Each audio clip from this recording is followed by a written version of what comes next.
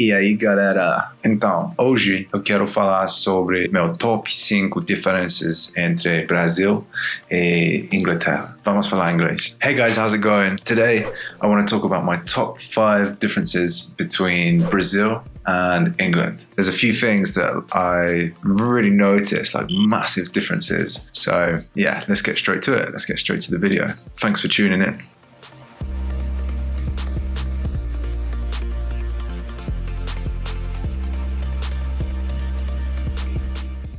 Number 5 is punctuality. Now, in Brazil, it's really normal to turn up late to something, or maybe not even turn up at all. People just like to kind of dream, and they don't even necessarily live out the plans that they make.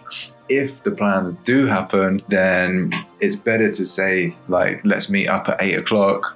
And then everybody will probably meet at like 9, 10, maybe 11 o'clock. In the UK, everything's like regimented. We say, okay, let's meet up in 2 weeks, and you stick to it. And everybody checks and makes sure that you're definitely going to be there. So punctuality in the number 5. My number 4 is warmth, the warmth of the culture. In Brazil, it's literal, like people are very warm. For example, when I first arrived in Brazil, I was met with open arms. I was a foreigner, I am a British guy, and people loved it. People wanted to talk to me, people wanted to learn about me and England, and it was really easy for me to kind of slot in. Now, in the UK, I think it's kind of opposite. Yeah, like there's select people who are nice and are very welcoming, but the majority of the population is pretty cold. People tend to stay back a little bit and assess the situation,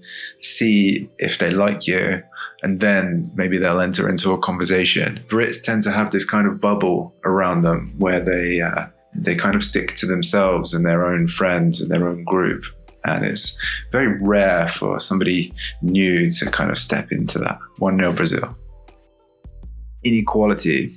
Now, inequality is present both in Brazil and in the UK, but in the UK, it's very covered up, it's very hidden. You will find homeless people, you will find a lot of poverty, but the government kind of hides them. They are segregated. So in Brazil, yeah, that inequality exists, but it's much more visible. You can see it every day. I remember when I first came to Brazil, I went to Copacabana, and they've got the palace there. It's incredible. And you're looking at the palace, you're looking at the beach, an amazing kind of tropical paradise. And instantly you're hit with reality. Like there's homeless people living on the streets that are struggling to like feed themselves, sort of thing. And maybe they're 2 kids, like very visually alarming. British people really aren't used to seeing things so visible. They're used to be in their bubble, you know what I mean? Inequality is kind of the same, but different. Number 2 is work. Now, in Brazil, it's not uncommon for people to wake up at maybe 6 o'clock in the morning and have to jump on public transport to get to their job, which starts at 8 o'clock in the morning, and then they'll work all day. Brazilians work really hard. They deal with it like that's what it is. They understand that that's what they need to do to make money, to feed their family, and to live. In the UK, people complain that they have to wake up at 8 o'clock in the morning to go to work, and they complain that it's like cold and dark, and then they go to work, and when they come home at 5 o'clock in the evening, it's cold and it's dark. I think Brazilians work to live. They really do. Everything's very separate. Like they go to work and then they come home in the evenings and it's like, okay, that's it, that's done. Like, let's go out and enjoy it. Let's go for a drink, sort of thing. It's very relaxed. In the UK, they're so focused on these material things that they forget to live their life. Like they are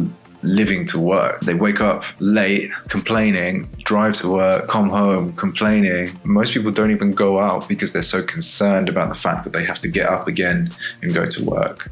So Brazil's got it right. Brazil even has the thing where lunch is the most important meal of the day. Workplaces shut down for like an hour over lunch, so you can get a proper lunch break, go and have a nice meal with your colleagues or your friends. I think this is awesome. Britain really needs to take a leaf out of Brazil's book.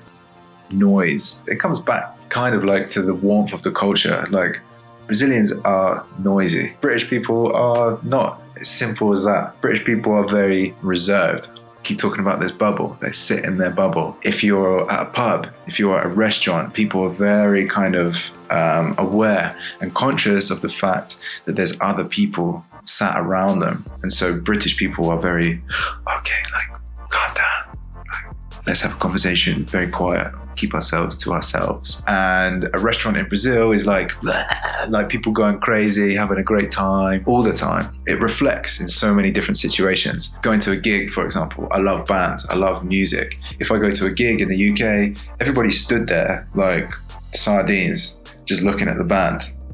Yeah, not really doing anything.